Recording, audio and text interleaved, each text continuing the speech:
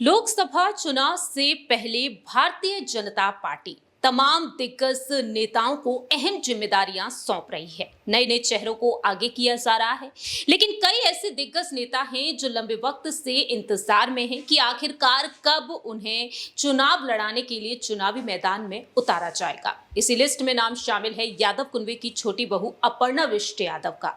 क्या वाकई में अपर्णा विष्ट यादव को इस बार टिकट मिलेगा या नहीं? नमस्कार, नेक्स्ट 9 न्यूज देख रहे हैं आप। मैं हूं आपके साथ प्रांशी राठौर। हमारे साथ मौजूद हैं इस वक्त अमन जी। अमन जी, जिस तरह से लंबे वक्त से अपर्णा विष्ट यादव को लेकर अटकलें तेज हैं कि अपर्णा यादव चुनाव लड़ती हुई देखी जाएंगी, विधानसभा चुनाव के साथ साथ मेयर पद की दावेदारी को लेकर भी, उनको लेकर जिस तरह से कयास तेज हुए, मैनपुरी में उपचुनाव हुए उसको लेकर भी, लेकिन अपर्णा कहीं भी नजर नहीं आई। इस बार कहा गया कि मैनपुरी से उन्हें टिकट दिया जाएगा, लेकिन अब भी वो आसार नजर नहीं आ रहे हैं। लेकिन इस दौरान अपर्णा विष्ट यादव का बीजेपी के तमाम दिग्गज नेताओं के साथ मुलाकात करना कैसे देख रहे हैं आप? देखिए, ज़ाहिर बात है, आपने सही कहा कि अपर्णा यादव के बारे में जब भी बात होती है तो बिल्कुल ऐसा लगता है कि जैसे कहा जाता है कि जो दूर के ढोल होते हैं बड़े सुहावने लगते हैं सुनने में, लेकिन जैसे ही करीब आते हैं तो उनकी स्थिति कुछ और नज़र आती है। वही कुछ अपर्णा यादव का भी हाल हो रहा है कि जब वो बीजेपी में गई तो सब लोगों ने यही कहा कि भाई अब सपा की कुनबे से निकलकर बीजेपी में शामिल हुई हैं तो बीजेपी उनके लिए कोई ना कोई बहुत बड़ा, कह सकते हैं कि उपहार स्वरूप पद उनको देने वाला है। लेकिन देखिए, तकरीबन 2 साल का वक्त हो गया है, उससे भी ज़्यादा हो गया, लेकिन अभी भी अपर्णा यादव के हिस्से में कुछ भी नहीं आया। आप चाहें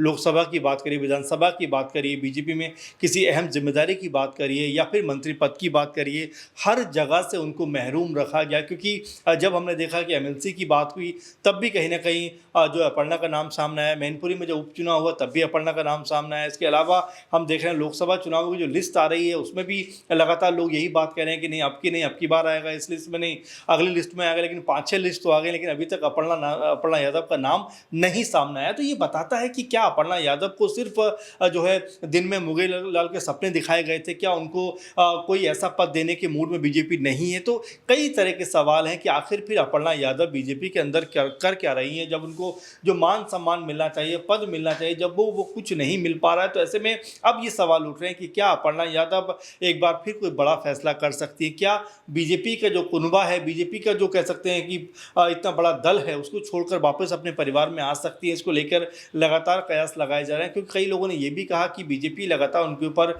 मैनपुरी से चुनाव लड़ने का दबाव बना रही है कि मैनपुरी में बहू वर्सेस बहू का मुकाबला होगा। लेकिन अपर्णा यादव ने हमेशा से इस चीज़ को लेकर अपना रुख जो है वो साफ बताया कि मैं अपने परिवार के खिलाफ नहीं जाऊंगी। तो ऐसे में अब यही लग रहा है कि अपर्णा यादव का जो राजनीतिक भविष्य है वो किस तरफ जाने वाला है। प्रांशी जी। अमन जी, जिस तरह से यहाँ पर अपर्णा को लेकर जो आपने बात रखी है, इस बीच हम ये देख रहे हैं कि सोशल मीडिया पर जो तमाम पोस्ट वह साझा कर रही है, उन पोस्ट में देखने को मिल रहा है कि अपर्णा यादव कभी सीएम योगी से मुलाकात करती हैं, राष्ट्र महासचिव सुनील बंसल से मुलाकात हुई, केशव प्रसाद मौर्य जो उत्तर प्रदेश के डिप्टी सीएम है उनसे, और होली के मौके पर हमने ये तक देखा कि जो केंद्रीय मंत्री हैं राजनाथ सिंह, उनके बेटे ने जो होली का कार्यक्रम आयोजित किया वहां तक पहुंची, और इसके अलावा संजय निषाद से उनकी मुलाकात हुई। इसके अलावा यहाँ पर कई दिग्गजों से वह मुलाकात कर रही हैं और कई कार्यक्रम का हिस्सा बने। क्या अपर्णा यादव अब वो जद्दोजहद करने में जुट चुकी हैं कि लोकसभा चुनाव में वह चुनावी प्रचार में भी नजर आए और उन्हें टिकट भी मिल जाए? क्या वाकई में अब उन पर सोच विचार किया जाएगा? एक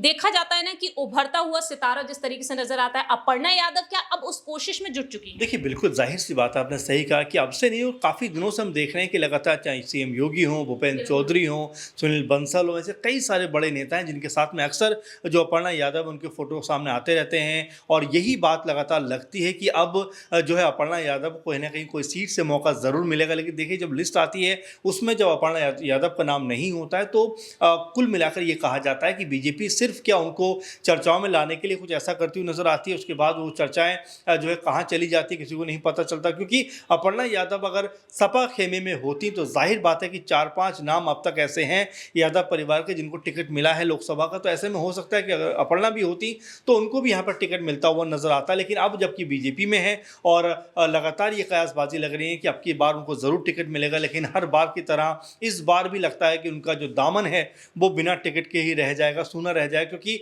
अभी तक भी ये कहीं से भी चर्चा नहीं है, क्योंकि लगभग ये माना जा रहा है कि 10-11 नाम और ऐसे हैं जो बीजेपी को सीटों के ऊपर अनाउंस करने हैं। तो क्या उसमें से अपर्णा यादव का भी एक नाम हो सकता है। हालांकि गुंजाइश कम है, लेकिन हो सकता है कि जब तक सांस है तब तक आस रहती है। और अभी जब 10-11 नाम जो बचे हो सकता है उसमें अपर्णा यादव का भी एक नाम निकलकर सामने आ जाए, क्योंकि अपर्णा यादव को इतना इग्नोर करने का मतलब है कहीं ना कहीं बीजेपी उनके साथ एक बड़ा खेल खेल रही है, जो कि राजनीतिक तौर पर बिल्कुल भी तर्कसंगत और ठीक नहीं कहा जा सकता। वाकई जिस तरह से देखा जाए अपर्णा यादव जद्दोजहद कर रही हैं, लेकिन अपर्णा यादव को जिम्मेदारियां नहीं मिल रही। जो बीजेपी नए चेहरों पर दाव लगाती हुई नजर आती है, वो बीजेपी आखिरकार अपर्णा पर दाव क्यों नहीं लगा रही? नए चेहरों को मौका देना चाहती है। वरुण गांधी का जिस तरीके से टिकट काट दिया गया, इसके बाद भी किसी नए चेहरे को लाया गया, लेकिन अपर्णा को आखिरकार आगे क्यों नहीं किया जा रहा है?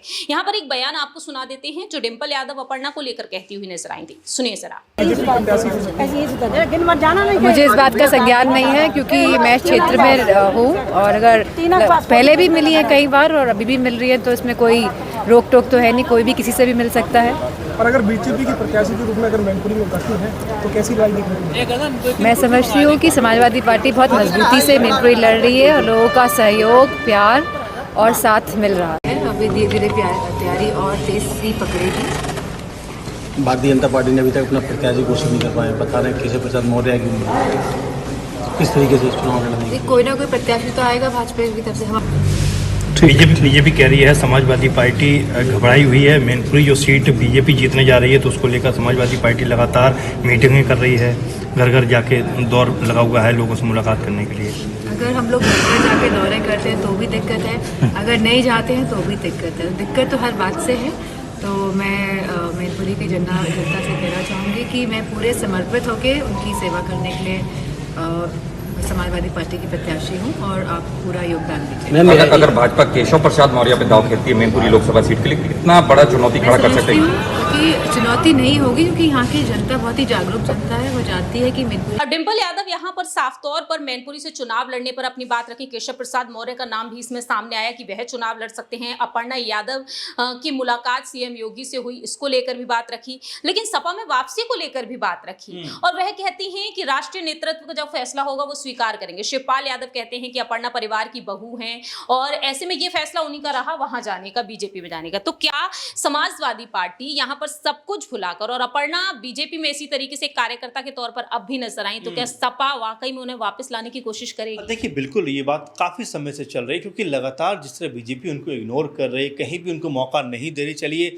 अगर हम सरकार की बात करें कि मंत्री नहीं बना पाते, लोकसभा में चुनाव नहीं लड़ा पाते, या जो बड़े बड़े कह सकते हैं ओहदे पर नहीं बिठा पाते, तो फिर आखिर उनको पार्टी में लिया क्यों है? क्या सिर्फ ये बताने के लिए कि भाई यादव परिवार की एक बहू जो है वो हमारे खेमे में आ गई, क्या इसीलिए उनको जो है पार्टी में शामिल किया गया है? क्योंकि अपर्णा यादव निखालिस तौर पर कह सकते हैं कि नेता के तौर पर आगे बढ़ना चाहती हैं, पॉलिटिक्स में आगे बढ़ना चाहती हैं, और इसी वजह से वो जो है मुलायम सिंह यादव जब उनके देहांत से पहले उनका आशीर्वाद लेकर वो बीजेपी में शामिल होती हैं, तो यही कहा जा सकता है कि भाई पार्टी में उनको, जो परिवार में उनको वो मौके नहीं मिल रहे हैं, इसीलिए शायद वो बीजेपी का रुख कर रही है। तब यही बात कही गई, लेकिन जब से वो बीजेपी के अंदर गई हैं तब से तो जो मौके मिल भी रहे थे सपा में, वो मौके मिलना भी उनको बंद हो गए। तो जाहिर बात है कि जिस तरह डिंपल यादव ने कहा है, और बड़ा सिंपल बयान उन्होंने दिया है कि अगर पार्टी चाहेगी, आलाकमान चाहेगा और खुद वो चाहेंगी, तो उनकी घर वापसी में कोई दिक्कत नहीं है। तो हो सकता है कि जो संकेत डिंपल ने दिया है वो भी कहीं ना कहीं नजर आए आने वाले दिनों में। अमन जी, क्या यहाँ पर अपर्णा की कोई एक बड़ी शर्त भी हो सकती है? क्योंकि अखिलेश यादव को लेकर ये कहा जाता है कि वो उन्हें टिकट तक नहीं देना चाहते थे, तो क्या अपर्णा यहाँ पर भी अपनी इच्छा को जाहिर करेंगे? देखिए, टिकट तो उनको बीजेपी में भी नहीं मिल रहा है, ये बात तो आप बिल्कुल जानेंगे, लेकिन 17 में टिकट पर सपा के चुनाव लड़ी हैं वो। बिल्कुल, अगर वो पार्टी में आएंगी तो जाहिर बात है कि सपा भी चाहेगी उनको कहीं ना कहीं चुनाव लड़ाया जाए। लेकिन क्या अखिलेश यादव या शिवपाल यादव या रामगोपाल यादव या खुद डिंपल यादव इस बात में एग्री होंगी कि परिवार का हिस्सा तो वो है ही, लेकिन अगर वो पार्टी में आती हैं और कहीं से अगर लोकसभा का टिकट मांगती हैं या कुछ और जिम्मेदारी मांगती हैं, तो क्या ये जिम्मेदारी देने के लिए उनको तैयार होंगे? अब क्योंकि परिवार का मामला है, इसीलिए शायद वो खुलकर इस पर बात नहीं करती, लेकिन हो सकता है अंदर खाने में कुछ चीज़ें ऐसी हों। क्योंकि प्रतीक यादव के बारे में जो पति उनके ये कहा जाता है कि ये वायदा किया गया था कि वो कभी राजनीति में नहीं आएंगे, और देखिए प्रतीक यादव आज तक राजनीति में नहीं है। हो सकता है अपर्णा यादव से भी कुछ ऐसा ही कहा गया हो कि भाई आपको हम इक्का दुक्का बार तो चुनाव लड़ाएंगे, लेकिन उसके बाद हम चुनाव नहीं लड़ाएंगे। तो ऐसे में कई तरह के कयास हैं, कई तरह के अटकलें हैं, लेकिन क्या आखिर में जो अपर्णा यादव जिस तरह बीजेपी में उनका हाल हो रहा है, तो क्या उन सबको देखते हुए अपने परिवार की तरफ आएंगे और जो पार्टी उनको वेलकम करते हुए कहीं से लोकसभा का टिकट देगी? मेरे ख्याल में अब सबकी निगाहें इसके ऊपर लगी हुई हैं, क्योंकि उत्तर प्रदेश की राजनीति में अखिलेश यादव लगातार बीजेपी को जो रोकने का काम करने में में लगे हुए हैं। ऐसे में अगर अपर्णा यादव का सपोर्ट उनको मिलता है तो मेरे ख्याल से सपा पार्टी थोड़ा सा और मजबूत होती हुई नजर आएगी। वाकई अब यही देखना होगा कि अपर्णा यादव की सपा में वापसी होगी या फिर अपर्णा बीजेपी में सामान्य कार्यकर्ता से हटकर कोई अहम जिम्मेदारी संभालती हुई नजर आएंगी। फिलहाल देखा जाए लोकसभा चुनाव काफी नजदीक है। मतदान की प्रक्रिया 19 अप्रैल से शुरू हो जाएगी, 1 जून को जाकर थम जाएगी और 4 जून को नतीजे सामने आ जाएंगे। लेकिन इन लोकसभा चुनाव में अपर्णा यादव चुनाव लड़ती हुई देखी जाएंगी या नहीं, इस पर आपकी क्या कुछ राय प्रतिक्रिया है कॉमेंट सेक्शन में आप बता सकते हैं। फिलहाल के लिए हम चलते हैं, बाकी की तमाम अपडेट्स के लिए देखते रहिए नेक्स्ट 9 न्यूज।